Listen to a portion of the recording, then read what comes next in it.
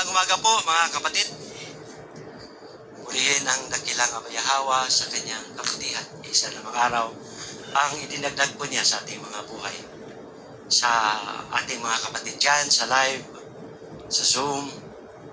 Mapagpalang umaga po ang lahat mga kapatid. Ngayon po mga kapatid, ating pong basahin ang mga paalala ng ating dakilang Abayahawa. Sabi po ng ating Aba, be careful.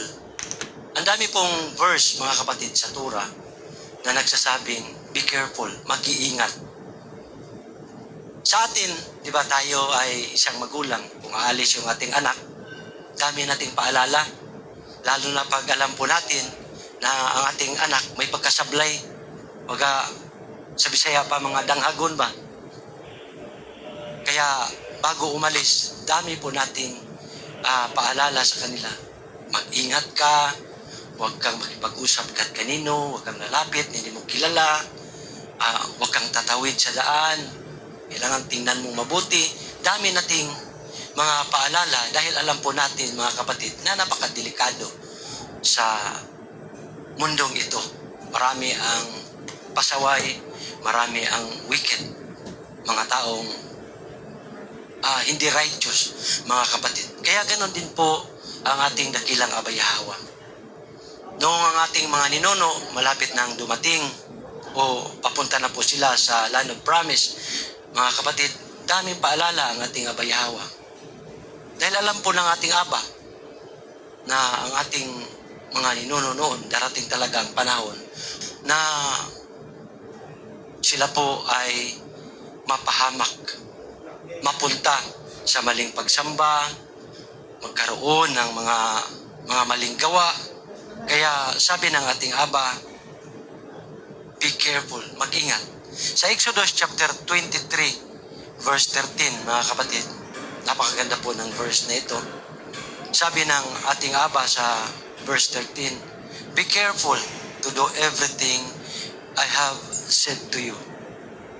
Do not invoke the names of gods. Do not let them be heard on your lips. Maingat ninyong sundin ang lahat ng iniutos ko sa inyo. Huwag ninyong banggitin ang mga pangalan ng mga Diyos. Ni hayaang marinig man lamang ang mga ito mula sa inyong mga labi. Ayaw ng ating Aba, mga kapatid, na banggitin ang pangalan ng mga Diyos. Sa Exodus chapter 31 verse 13, sabi ng Aba, sa pamamagitan po ni Moses, tell the people of Yasharal, be careful to keep my Sabbath day. For the Sabbath is a sign of the covenant between me and you, from generation to generation. It is given so you may know that I am Yahweh who makes you holy. Maingat ninyong sundin ang aking mga sabat, sapagkat ito ang tanda ng tipan sa pagitan ko at ninyo sa bawat sanilahi. Napaganda mga kapatid, no? Ang sabat na ating siniselebrate ngayon ay isang bahagi, ay isang palatandaan natin sa ating tipan kay Abayahawa. Makikita natin sa creation pa lamang mga kapatid na pagdating ng 7 araw, ang ating Abayahawa mismo ay nagpahinga. Di ba alam po natin yan? Ang ating Abayahawa mismo ang nagpahinga dahil yan po ay Sabat. At nalaman po natin na pati sa kalangitan, ang mga anghel ay nagsasabat din. Nakita po natin yan mga kapatid nung ang ating mga ninuno ay nandoon sa wilderness at sa panahon ng Sabat, walang magbibigay sa kanila ng mana dahil ang mga anghel pala sa panahon ng Sabat ay nagsasabat. Nagpupuri sila kay Abayahawa. Kaya sabi ni Moses sa ating mga ninuno, ngayon ay ika-6 na araw, kukunin na ninyo ang inyong mana para bukas, para hindi na kayo lalabas dahil walang magbibigay.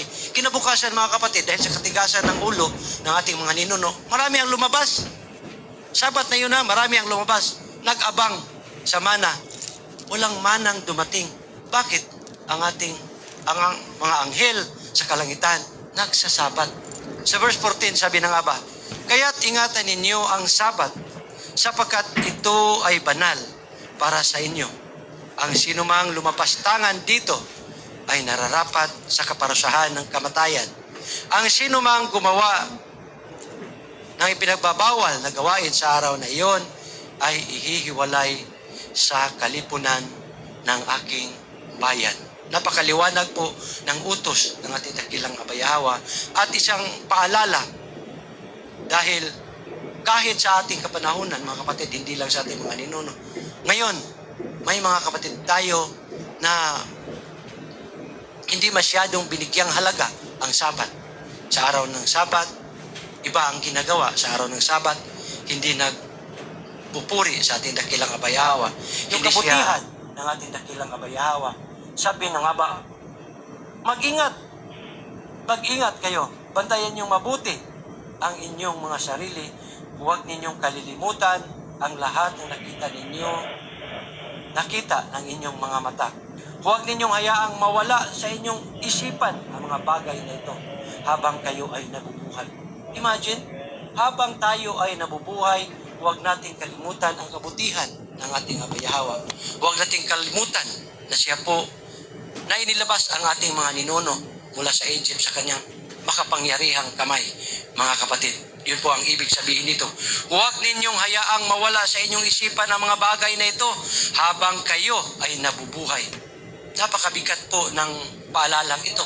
Habang nabubuhay, huwag po natin kalimutan ang ating Abayahawa. Mga kapatid, sa ating kapanahunan, marami po ang nakalimot. Bakit? Nakalimutan nila ang kabutihan ng dakilang Abayahawa sa kanilang mga buhay. Kaya paalala ng ating Aba, mag-ingat, be careful. Sa verse 10, huwag ninyong kalilimutan ang araw na kayo ay tumayo sa harapan ni Abayahawa sa bundok Sinai. Huwag kalimutan yung araw na tayo po ay nakipagtipan sa ating Abayahawa. Ang ating mga ninuno, humarap kay Abayahawa doon sa bundok Sinai upang tanggapin ang tipan ng ating dakilang Abayahawa. Sa ating kapanahunan, tayo din po, mga kapatid, ay humarap sa dambana ng ating dakilang Abayahawa at nangako na tayo ay makipagtipan sa Kanya at gagawin ang lahat ng Kanyang iniutos sa atin.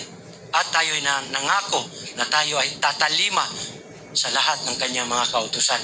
Kaya sabi ng Aba, huwag ninyong kalilimutan ang araw na kayo ay tumayo sa harapan ni Abayahawa sa bundok Sinai. Doon ay sinabi niya sa akin, sabi ni Moses, tipunin mo ang bayan sa aking harapan upang personal ko silang turuan.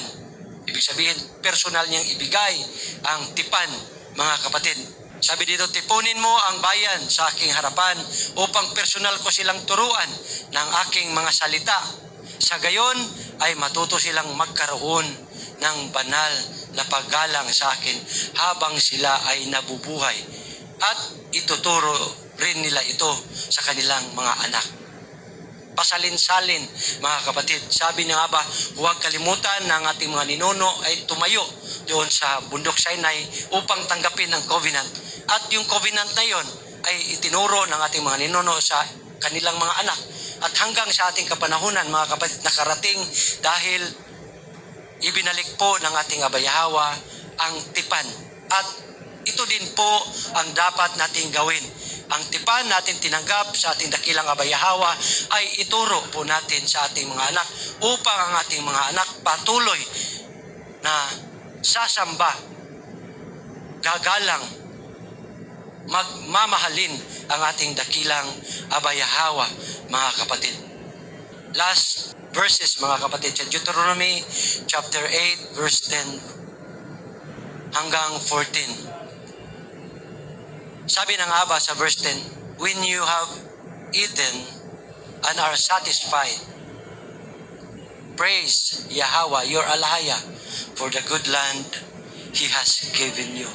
Kapag nakakain na kayo at nabusog, purihin ninyo si Abayahawa.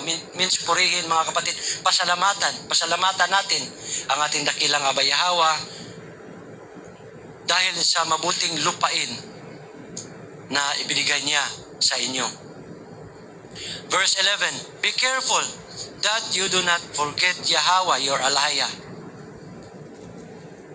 Ngunit mag-ingat kayo, huwag ninyong kalilimutan si Abba Yahweh sa panahon ng inyong kasaganaan. Laging sinasabi ng Aba, mga kapatid, na huwag niyong kalimutan ang Aba sa panahon ng kasaganaan. Hindi po sinabi ng Aba na huwag niyong kalimutan si Abba Yahweh sa panahon ng inyong kagipitan. Wala pong ganon, mga kapatid, kasi ang Yasharal, paggipit, lalo na sa mga may problema, may sasalakay, may mga dumating na mga kaaway, sa panahon ng kanilang kagipitan, lagi po silang tatawag sa ating dakilang Abba Yahweh. Ang ipinangamba lang po ng ating Aba, mga kapatid, sa panahon ng kanilang kasaganaan. Kaya sabi ng Aba, mag-ingat, sapagkat kapag nakakain na kayo at nabusog, nakapagtayo na ng magagandang bahay. Minensyon talaga, mga kapatid. Maganda na daw ang bahay. Marami ng pagkain. Pag maraming pagkain, hindi na maalala si Abba Yahweh. At doon, sabi dito, nakapagtayo na ng magagandang bahay at doon na naninirahan. Lalago ang inyong mga kawan. Dadami ang inyong mga pilak at ginto. Yayaman at sasagana ang lahat ng inyong ari-arian. Verse 14, ngunit sa panahong iyon mag-ingat kayo. Huwag hayaang magmataas ang inyong puso. Napakagandang paalala po ng ating dakilang Abba Yahweh. Sa panahon ng kasaganaan, sa panahon na marami ka ng pira, sa panahon na maganda na ang iyong bahay, sa panahon na nasa iyo na ang lahat, mga kapatid, huwag hayaang magmataas ang iyong puso at makalimutan si Abba Yahweh na siyang nagligtas sa inyo mula sa pag-aalipin sa lupain ng Ehipto. Mga kapatid, paalala ito ng ating Abba Yahweh sa ating mga ninuno noon. Pero ito po yung paalala din sa atin ngayon, mga kapatid, na huwag po natin kalimutan ang ating Abba Yahweh sa panahon na tayo po ay kanyang pinuprovidean. Yan po ang lagi po nating alalahanin, mga kapatid. Napakaraming verse na sinabi po ng ating Aba na mag-ingat kayo. Mag-ingat. Be careful. Mayroon pa nga siyang mga sinasabi na kapag kayo'y pumunta sa lugar na ibibigay ko sa inyo, huwag niyong tanungin ang mga nandun kung sino ang sinasamba nila. Baka mahikayat kayo at sasama kayo rin sa pagsamba. Ganon din nangyari sa atin, mga kapatid. May mga nandito na tinawag na ng Abba Yahweh, pero bumalik sa pagka-idolatry. Mahigpit na bilin ng ating Abba Yahweh, mga kapatid, na huwag sumamba sa mga Diyos. Huwag sumamba sa mga ginagawang Diyos ng mga tao. Siya lang ang dapat sambahin, purihin, dahil nag-iisa lang ang ating Abba Yahweh, ang hari ng lahat, ang tagapagligtas, ang ating tagapagligtas, ang kataas-taasan, walang hanggan. Yun lang po, mga kapatid. Nandito na po ang ating alay. Maraming salamat po sa inyong pakikinig. Tandaan po natin, lagi po tayong mag-iingat upang hindi po tayo mawalay sa ating dakilang Abba Yahweh, upang hindi po tayo malayo sa Kanya.